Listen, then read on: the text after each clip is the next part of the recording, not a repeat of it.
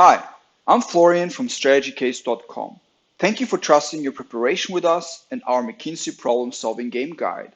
We have developed this guide since November 2019 when we were the first to launch an early version of our understanding of the test. Since then, we have consistently refined the content based on the feedback we received from our customers who took the test.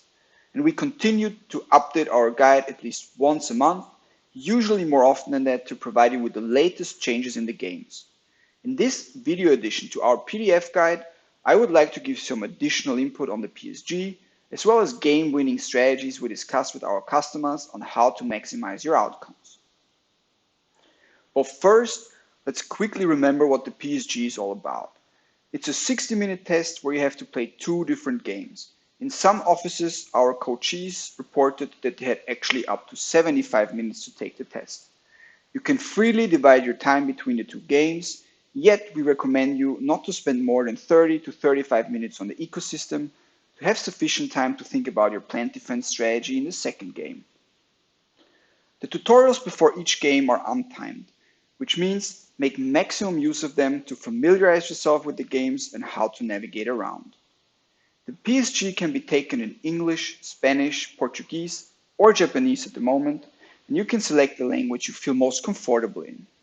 Currently, and this might change, there are two games. In the first, you have to create a sustainable ecosystem by picking and choosing 8 species to match them to a location on a map. In the second, you have to defend a native plant species from certain invaders, and we will discuss both games in more detail in the following.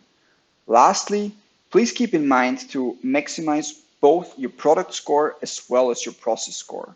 This means try to find good outcomes in the games, yet keep calm and composed while doing so when navigating the games. In the original research paper on the McKinsey PSG, Imbellus, the firm that actually created the test, highlights 5 core skills that are assessed. First, critical thinking. The ability to form a rational judgment from a set of facts. In the context of the PSG, this relates to you being able to collect, filter, and interpret an overwhelming amount of data in some scenarios and evaluate the impact of different potential solutions. Second, decision making. The ability to select the best course of action among several options, neglecting potential other choices based on the data you have collected, processed, and the analysis you have conducted. In the PSG, you have to make many decisions in very quick succession. Third, metacognition, the ability to use strategies to make learning information and solving problems easier.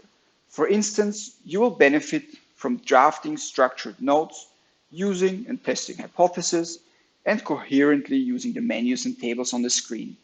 For example, are you moving the cursor around nervously, switching from menu to menu, or do you have a steady and orderly pace throughout the assessment?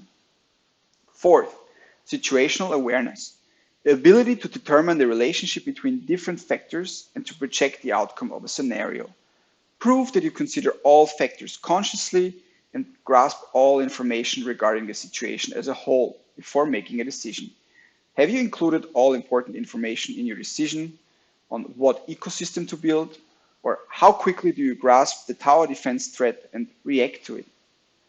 Fifth, systems thinking, the ability to understand cause and effect relationships involving several factors and feedback loops. Have you understood all parts of the ecosystem, species, and location? Have you built a synergistic defense strategy combining both barriers and predators in the tower defense scenario? On this page, we have compiled a more exhaustive list of the skills that are assessed in the actual version of the game in 2020. Apart from the ones already mentioned, I would like to highlight the last 3. Cognition, the ability to work with information, basically taking things up, memorizing and storing them until needed.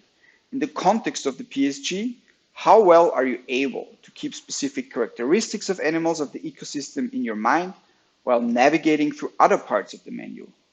You will be presented with so many facts that cannot be displayed all at the same time. Hence, you need to remember them, integrate them with what you already know, and retrieve them when needed. Adaptability, the ability to change and adjust your actions, and approach to doing things in order to suit a new situation. This dimension is not explicitly mentioned. However, we added it since it is highly correlated with candidate performance based on our experience. The game assesses how quickly and effectively you adjust your strategy to meet these new requirements. And lastly, creativity, the ability to reach original and ingenious solutions in your problem solving. Do you think outside the box when building your ecosystem or defending your plant species? Maybe a high scoring product and process needs you to approach things a little bit differently. All this is embedded in a gamified setting built by Imbellus, which provides an environment with several stimuli to trigger all your senses. Pause the video for a minute to read through the different skills. Currently, there are two games that are part of the McKinsey PSG, the ecosystem creation and the plant defense. Let's talk a bit about both and then about the strategies that will help you boost your score. First, the ecosystem. In the first scenario, regardless of the time you're allocated, your task is to create a sustainable and lasting ecosystem on a mountain ridge or in a coral reef based on the complex system and associated interactions of the food chain and the location itself. You need to decide on the location of the ecosystem to create good living conditions for several species.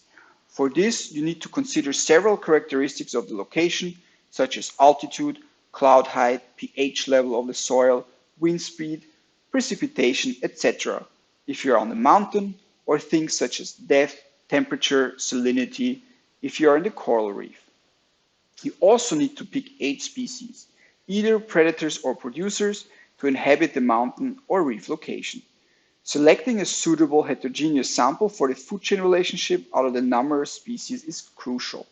You need to account for the interaction effects between the species and several individual characteristics such as the required environment, the place in the food chain, how many calories they need to survive, or how much energy they actually need, and how many calories or energy they provide to others when being consumed.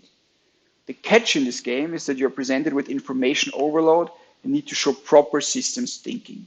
The food chain must not collapse and the ecosystem must sustain itself. In the end, you will actually know if you have provided a good answer, since the game will tell you whether or not your ecosystem is sustainable. In the second game, which has been described as more challenging than the first, you need to defend plants from an invasive species for as long as possible. This scenario is broken down into several rounds with multiple turns. Sometimes the rounds are split into 3 sub-games.